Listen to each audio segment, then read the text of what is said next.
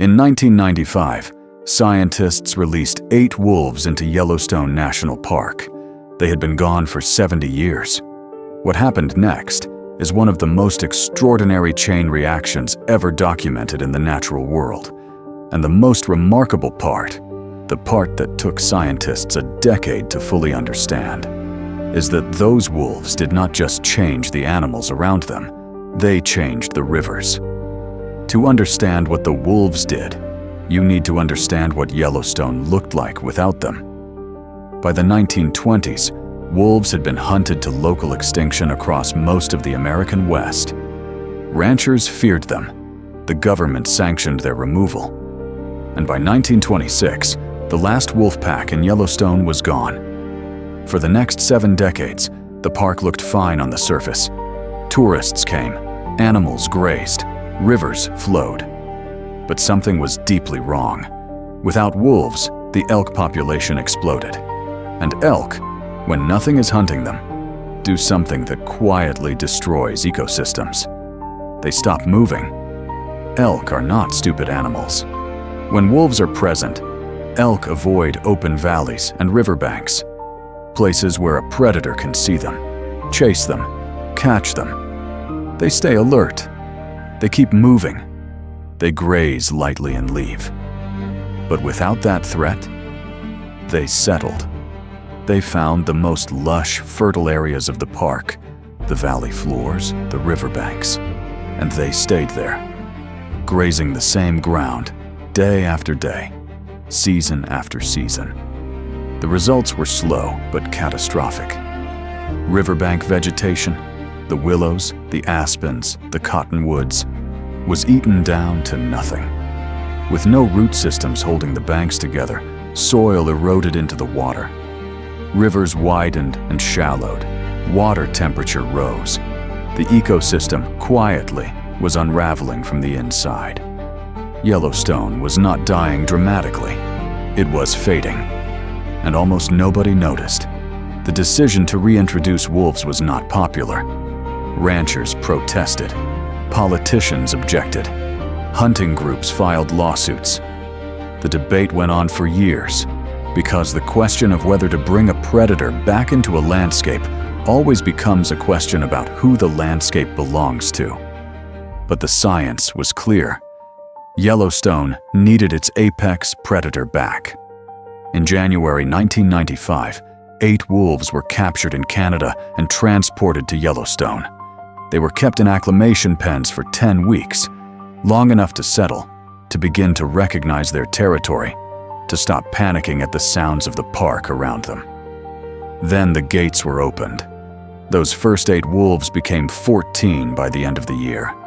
By 2000, there were over 100 wolves in 8 packs across the greater Yellowstone ecosystem.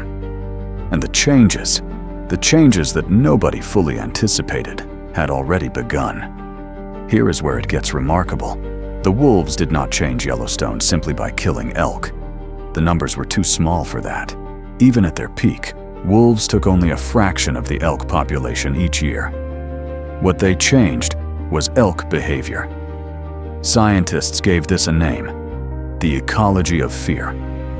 The simple presence of a predator, the knowledge that a wolf might be watching from the tree line, fundamentally altered how elk moved through the landscape. They became, once again, the prey animals they had always evolved to be. The valley floors and riverbanks, the places where wolves could see and chase them, became dangerous ground. Elk stopped lingering there. They moved. They kept moving. And the land responded almost immediately. Within just a few years of wolf reintroduction, the vegetation on riverbanks and valley floors began to recover. Willows that had been grazed to stubs grew back. Aspens returned. Cottonwoods reached heights that had not been seen in the park for decades. Songbirds returned to nest in the new vegetation. Beavers, which need willows to survive, came back to the rivers they had abandoned. And beavers, as it turns out, are one of nature's most powerful ecosystem engineers. The return of beavers to Yellowstone's rivers is one of the most underreported consequences of wolf reintroduction, and one of the most significant. Beavers build dams. That sounds simple. What it means for an ecosystem is profound. Beaver dams slow the flow of water. They create ponds and wetlands. They raise the water table in surrounding soil.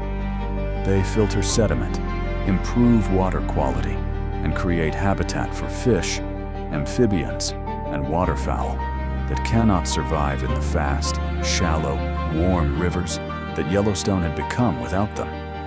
Each beaver dam is a small act of ecological restoration. And by the mid-2000s, Yellowstone's rivers were filling up with them. The rivers began to deepen. The water, slowed by beaver dams and shaded by returning riverside vegetation, began to cool. Cold, deep, shaded rivers support trout. And the trout populations in Yellowstone's rivers, which had been declining for decades, began to recover. Bears noticed. Bears that had been eating garbage and causing problems near park visitor areas began spending more time near the rivers, fishing, which meant fewer human-bear conflicts, which meant fewer bears being relocated or euthanized. One species, 8 wolves, and the cascade was already touching bears, birds, beavers, fish, and the quality of water in rivers downstream from the park. And then, the rivers themselves changed. This is the part of the story that sounds impossible until you understand the mechanism. As riverbank vegetation recovered, as the willows and aspens and cottonwoods grew back and held the soil in place with their root systems, the physical structure of Yellowstone's rivers began to change. Banks that had been eroding for decades stabilized. Channels that had widened as loose soil collapsed into the water began to narrow and deepen. The rivers stopped meandering chaotically and began to carve more defined, stable channels through the landscape. The physical geography of the park changed, not metaphorically, literally. You can see it on maps. You can measure it. Researchers documented that certain river sections changed course, moved laterally across the valley floor as the stabilized banks redirected water flow. A wolf had changed a river. Not through any dramatic act, not through a single event, through a chain of behavioral consequences so long and so interconnected that it took scientists years of study to trace it from beginning to end. Wolf hunts elk. Elk moves away from riverbank. Vegetation grows. Beaver returns. Beaver builds dam. Water slows. River deepens. Bank stabilizes. River changes course. 8 links in a chain. 70 years to unravel.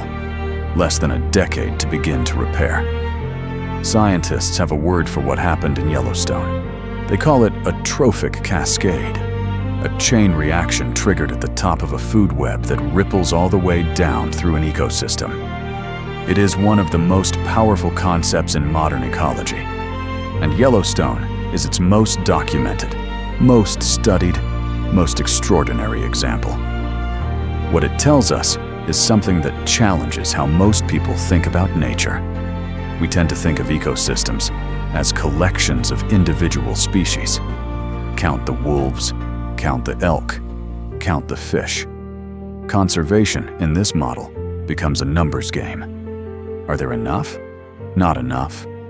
But Yellowstone shows us that ecosystems are not collections. They are systems, relationships, chains of consequence that connect species across miles and decades in ways that are almost impossible to predict until you remove one link and watch everything shift. The wolves were not just wolves.